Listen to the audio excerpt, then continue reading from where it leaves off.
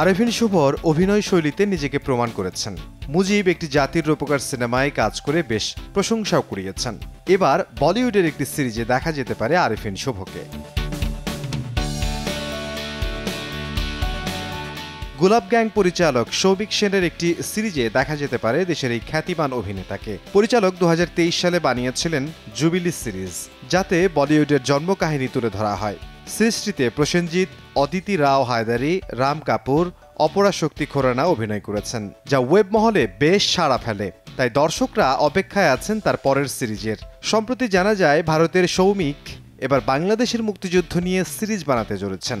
মুখ্য ভূমিকায় দেখা যেতে পারে আরেফিন শুভ ও সৌরসেনী মৈত্রকে। ভারতীয় একটি গণমাধ্যমকে সৌমিক জানান, বিষয়টি নিয়ে এখনই কিছু বলতে পারছি না। একই কথা সৌরসেনীরও। নগদের কাছে সব গ্রাহকই প্রিয়, তাই তো সারা দেশে ক্যাশ আউট চার্জ সবচেয়ে কম। সিরিজটির চিত্রনাট্যের প্রাথমিক খসড়া হয়ে গেছে।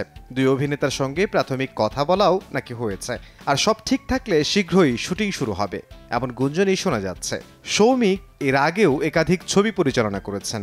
তার উল্লেখযোগ্য কাজ গোলাপ গ্যাং, মহালয়া ইত্যাদি। তিনি কাহিনীকার, চিত্রনাট্যকার, পরিচালকের পাশাপাশি গীতিকারও। ইমদাদুল হক, সময় সংবাদ, ঢাকা।